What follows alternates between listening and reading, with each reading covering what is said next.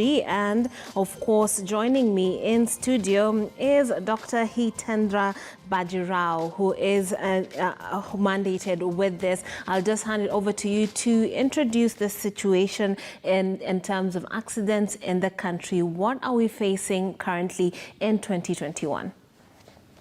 Yeah, recently because of the COVID, the rate of accident has gone down, but it is reduced by around 20%.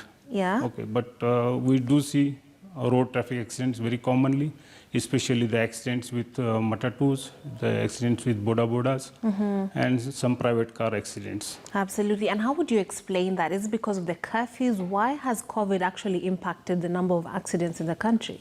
Actually, all over world, the incidence of road traffic accidents has reduced by 20% this year, and this is mainly because of the curfews and lockdowns, the restrictions on the mobility of the people. The rate has gone down. But once the COVID is gone, the rate will again go to the original level. Right. And right now, what would you attribute, if things were normal, what would you attribute to a time like this to the number of accidents that actually people have to face or are caught up in? The commonest and the dangerous injury is the head injuries, which we get in the road traffic accidents. And many times this can be lethal also, that can cost a life also, or they can cause a permanent damage like a patient getting speech problem or hemiplegia or something like that, so that patient cannot work to his original level. So it will affect his life. Absolutely. And of course, when you talk about head injuries, what comes to mind are the motorbikes that are increasingly on our roads, particularly in Kenya. When you think of the border riders, not each and every one of them is taking the necessary precautions. Could you speak to that, actually? Yeah, the important thing is these all head injuries are preventable, and they are usually caused by negligence or not obeying the traffic rules and all that thing.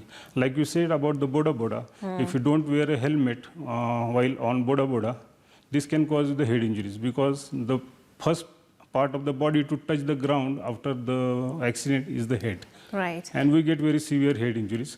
Likewise, if you don't wear seat belts while driving a car, you can get head injuries by hitting your head on the windscreen and all that thing. So you have to take the precaution, and most of the injuries are preventable.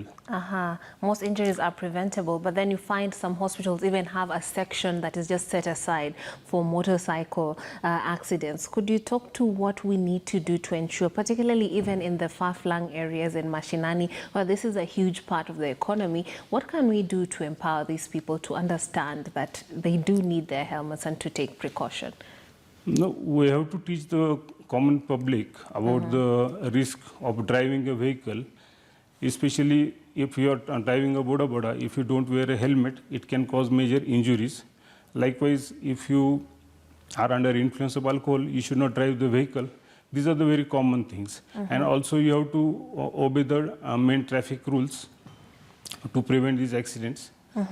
Absolutely. And when you talk about that, that means that there has to be some collaboration between those in the industry, in the business, those who are actually also using those boda riders, and at the same time the people in authority. What do you think are the failures that in the system that are making it difficult to ensure that people are safer than they actually are right now?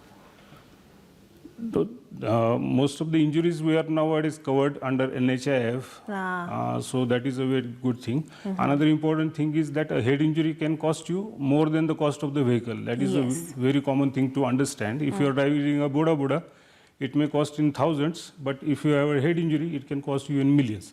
And plus it can cost you a life also. So this is the basic thing they should understand while driving a vehicle, that it can cost you a life, it can cost you money also. Okay. And far from that, of course, there are spinal injuries that come with accidents, both in motor vehicles and the motorcycles. Could you speak to that, and how prevalent are these currently? Yeah, they are very common in head injuries. If there are 10, the spine injuries are around 2, and many times they are also combined. Like a patient who has a severe head injury can have a cervical neck fracture, okay, or for a lumbar fracture, and it can cause paraplegia, quadriplegia, weakness, difficulty in breathing, And the most important thing is to recognize these injuries on the spot of the accident. And while transferring this patient to the hospital, you have to take the utmost care to prevent further damage, what we call as a secondary injuries.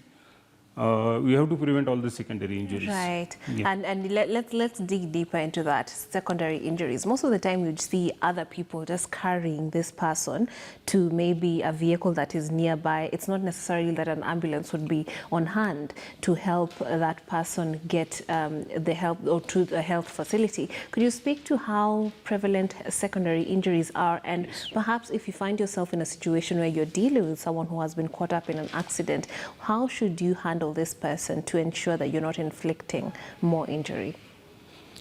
See, if you get an accident far away from a big hospital or a good institute, the mortality and morbidity rate always increase. Yes. The problem is because of the secondary injuries. Now, the primary injury is the one which you get when you hit the ground or you hit by another vehicle. This is the primary injury. And after that, the secondary injury starts.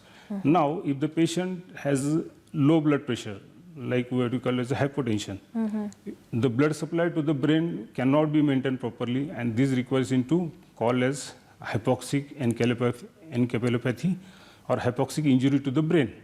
This is one of the kind of the secondary injury. Okay. Now, if the patient is carried to the hospital on a boda, he is in upright position, Yes. his blood pressure cannot be maintained. So he has to be preferably go down in a horizontal condition, so that his blood pressure is normal till he reaches the hospital.